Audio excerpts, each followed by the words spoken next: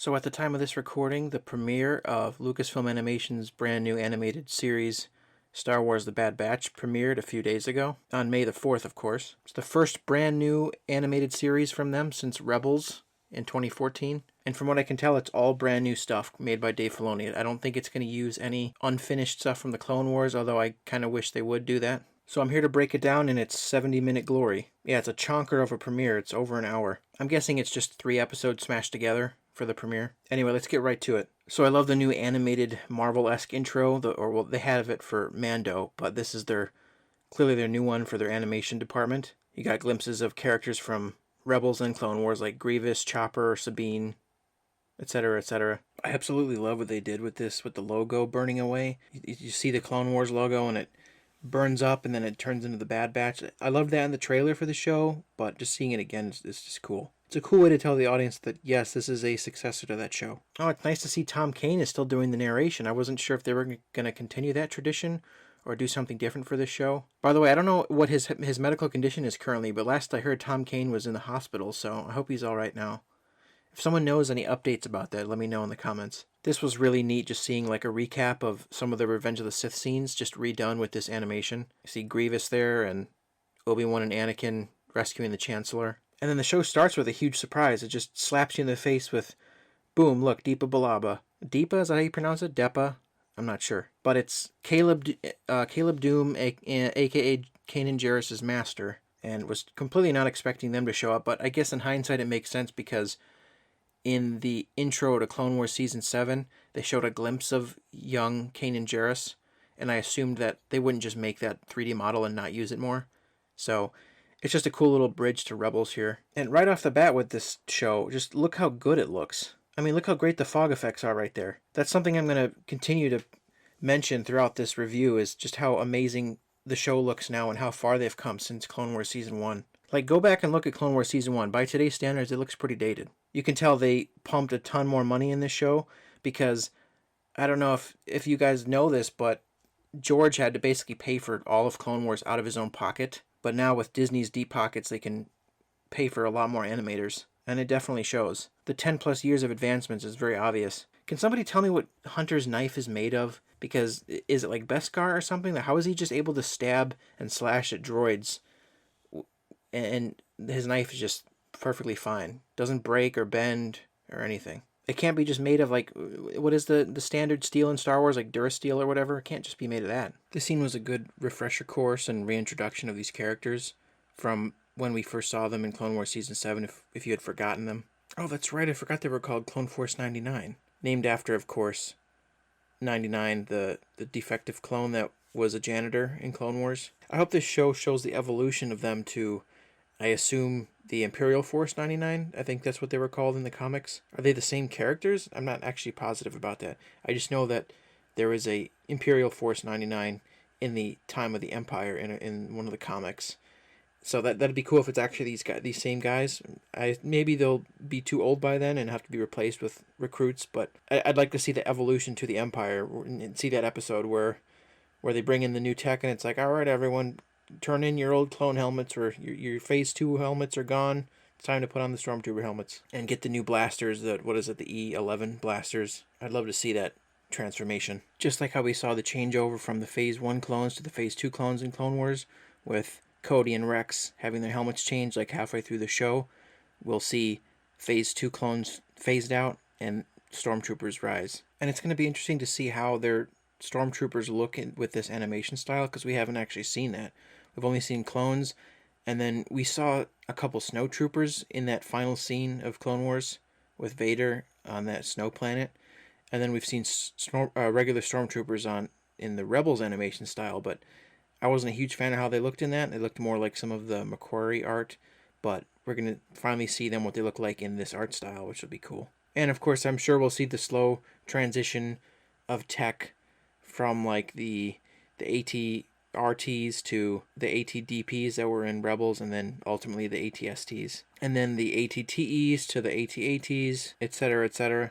Okay, that's neat. So Freddie Prinze Jr. came back to play more of Kanan, but you can tell he's trying to sound younger, but it doesn't really work. I still think he just sounds just like Freddie Prinze Jr. But this is one benefit of having Clone Wars ending when it did originally, is with that ending when it did with season 5, and then Dave Filoni going on to make Rebels, and then that having the ending he wanted, he's able to bring characters that he created from Rebels back into this show and reintegrate them. So this show I think is going to be a good bridge between Clone Wars and Rebels, and it's going to bridge the two main trilogies, the PT and the OT. I mean, look at that. Just more incredible shots of the show. It's just stunning. Can someone tell me what that is on her face? Are those moles or skin tags? Is she like alien or is she human?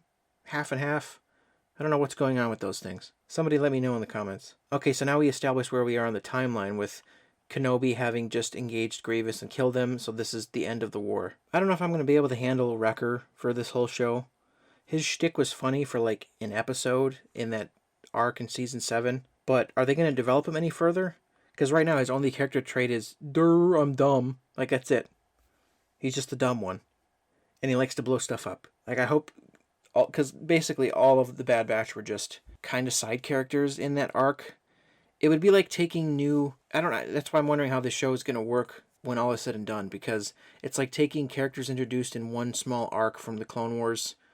I can't really think of an example right off the top of my head, and trying to stretch it out into a whole show. Because Clone Wars made sense with you had characters, or you had well-known characters that we knew, like Anakin and Obi-Wan from the movies, and then the title, The Clone Wars, kind of was an overarching thing that you could put anything you want into the show, as long as it falls in those 3 years that happened of the Clone Wars. It wasn't named after a group of people, so you're limited on what you can do with the show. Like it because of how it's called, the Bad Batch. You basically have to have them in every episode, but you're gonna need to develop them, because right now they're literally just kind of cardboard cutouts with character traits. They're not really characters yet. So I mean, they've been developed a little bit in season 7, but they definitely need more development. I hope they can keep us invested in these characters. Oh man, Order 66 again. We've seen it from how many perspectives now? Like 4? The original Revenge of the Sith, and then Clone Wars Season 7, we got to see a different angle of it. Jedi Fallen Order was a good one, and then this. Yeah, I think it's 4. Yeah, this scene with Deepa's death is basically sets the whole tone for the whole show, I think. This episode, and I think for the whole show in general. Caleb just watches on as he can't do anything while she gets killed. I think this show's going to hew more towards Revenge of the Sith than anything else, I think. And just like Clone Wars grew up with its audience, I think this show recognizes that a lot of those kids that grew up with Clone Wars are now adults, and so it's going to be a more adult show for that same audience. And I've heard complaints that her death is retconned and changed from the Kanan comics. I haven't read the Kanan comics, so I don't know how it went down in that. But I guess my view is that the movies and shows, anything that's shown on screen, should be like at a higher tier level of canon and should be allowed to retcon and overwrite comics. Because think of how few people read comics compared to how many people watch the movies and shows. It's a much bigger audience for visual medium. I think it's just like the old days with the EU of having G-level canon as the canon that George Lucas recognized, and then there's like, I forgot the other ones, but there's like 10 different levels of canon. So I don't really see that big of a problem. And someone made a YouTube video that perfectly juxtaposes Kanan explaining to Ezra and Rebels how his master died with this scene. So I think it was really well done from Dave. He remembered that scene that he did, and you could see the through line. That's just a problem with having so many writers working on all this stuff. Like having writers that aren't Dave doing the comics, because I'm sure Dave would not have approved some of that stuff. So I almost think their story group should be even smaller than it is to maintain consistency. This image right here basically sums up this whole show, the concept of the show. A clone squad trying to figure out what to do in an uncertain galaxy after the chaos of Order 66. So Crosshair shoots at Caleb, and he's showing possible susceptibility to the order given by Palpatine. So this sets up him in a potential villain role, while he goes along with what the Empire wants and the Bad Batch are not. So it's probably going to pit him against them. I do like the good soldiers follow orders line. That's a throwback to Fives' arc in Season 6, showing that he's fallen prey to it too. I like the scene where Hunter lets Caleb go, and that's the last we see of him. I don't know if we're going to see more of him, but if that's all we're going to see of him, I think it's okay. It's a nice little prelude to Rebels. Good guy Hunter here just straight up lies. He tells the clones that Caleb fell and just lets him escape. Although that might come back to bite him later on. Just back to Kamino.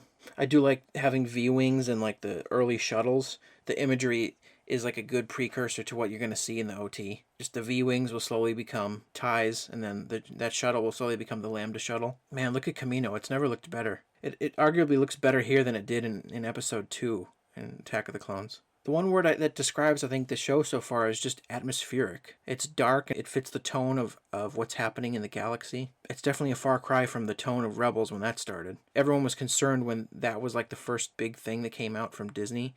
They're like, oh no, they're going to kidify Star Wars. And in some ways, in some parts of Star Wars they did, but not all of it.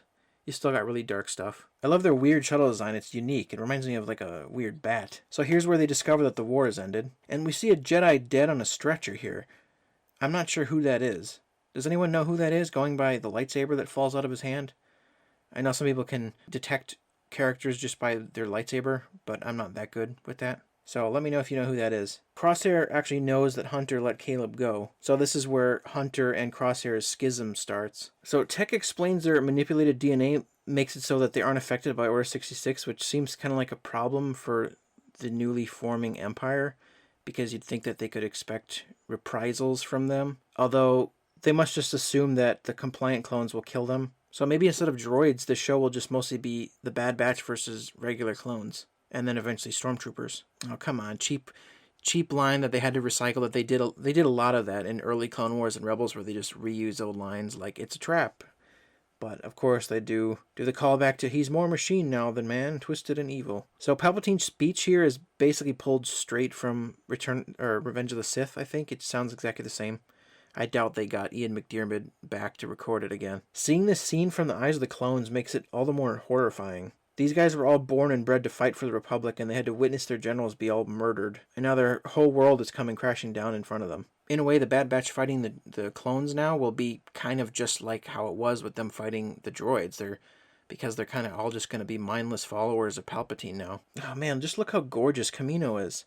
This animation is just next level stuff, man. I don't know, maybe it's going too far to say it's Pixar, like approaching Pixar quality, but it's really good. I'm curious to know how much it costs per episode. So here's the introduction of some mysterious new character called Omega. Not really sure what's going on with her. Is she a female Jango clone? She's got a similar accent. Maybe they just changed the XY chromosome to an XX chromosome. But it is kind of weird, and I'm not sure yet if it's canon breaking, because as far as we knew, Boba was the only clone that he kept for himself, that Jango did. So having another one that's just the assistant of this Kamino one is kind of strange. It better not be something stupid like this is Rey's mom or something idiotic. So Tarkin, he's apparently the main villain of the show, which is pretty cool. Although it makes the stakes pretty much non-existent since we know he's in A New Hope. That's just a perennial problem with using well-known characters from the movies that are set later in the timeline, is you know they're in no danger whatsoever. That's pretty neat that he's Admiral here. I like his progression from in Clone Wars he was Captain, and then now Admiral, and then he'll become Grand Moff. So Tarkin's in Kamino to shut down the production of the clones, and he cites the fact that recruits are much cheaper. This has always been known to like the hardcore fans and the like the EU, and the normies have always asked like, are stormtroopers clones? And for years we've been like, no. Literally for decades now, people have explained no, they're not the same. They decommissioned the clone program because they were costing too much, and I'm just glad to finally see it set in stone, put into official canon on screen. Oh man, Kamino's gonna be pissed. Steven Stanton, I think he's playing Tarkin still. He does a really good impression. Dude, Tarkin, have you seen the clones? They're way more competent. Man, if he knew just how competent they would become in the OT, he wouldn't have said this. Or made this decision, I guess. Although, I shouldn't say that. Not all the stormtroopers are incompetent. Like, Empire Strikes Back, they were very competent. They were mostly only incompetent in towards the end of Return of the Jedi, but for the most part, they're pretty competent. They're kind of dumb in Mandalorian, though, which is annoying. Yeah, we get it. Wrecker likes to blow stuff up. Like I said, I hope that's not his only character trait. Just that, being crazy, having, like, crazy eyes and holding a weird stuffed animal. Like, I hope they develop him. I know you're capable of developing characters, Dave. Hunter's face here basically sums up a lot of our reactions to her. She's kind of just a pest that just shows up and intrudes on the scene. I'm not sure what she's doing here. I'm sure it's for a reason. We're going to find out. So then this food fight breaks out in this scene, and it's kind of an inconsequential scene, to be honest. Oh, it's that droid with that really long name. The one that removed Fives' chip. Shouldn't the Kaminoans have deactivated him or like wiped his memory by now after he helped Fives? Because he knows too much? Maybe they did. I don't know. They don't really say. Is this character going to intrude on every scene? The show is The Bad Batch, not The Bad Batch and an annoying little girl hanger-on. I'm getting real, like, Ahsoka early Clone Wars vibes. Remember how everyone hated her and then she became beloved? Come on, reusing old jokes? We already had that joke in Clone Wars. Oh, that's right, Tarkin was there when Echo blew up at the Citadel. That'll be cool to see if like Tarkin recognizes him and they have some kind of personal connection, which is a good thing for heroes of some like a movie or a show, and the villain to have some kind of personal connection or a history. This was one of my favorite scenes of the episode where Tarkin's testing their metal. It's very reminiscent of when Domino Squad was being tested back in Clone Wars. Oh, I got some bad news for you, Tarky boy. Live rounds? Tarkin gives no Fs. Yeah, I gotta say Fs because you know how YouTube is. Those appear to be early Dark Troopers, maybe Phase 1. It raises the question in universe of where were they during the OT, if they were in here and then in Mandalorian, but it's a thing that obviously can be explained outside the universe, more of a meta thing about they were only created, I mean they were created in the video game, was it Jedi Knight 2 or something like that? One of the games had, or was it Dark Empire? One of those invented the Dark Troopers, and then Mandalorian put them in on screen for the first time. I mean, that was cool, but come on, physics are a thing. Is this like just some clever wordplay here? Is he actually referring to Omega as one of the 5? Because last I remembered, I thought Echo was just technically a quote-unquote reg, and he just got some biomechanics to save his life. Did those changes to his body actually give him new abilities that affect his DNA or something? Because all the other members of the Bad Batch have like actual DNA defects, but I don't think he has them.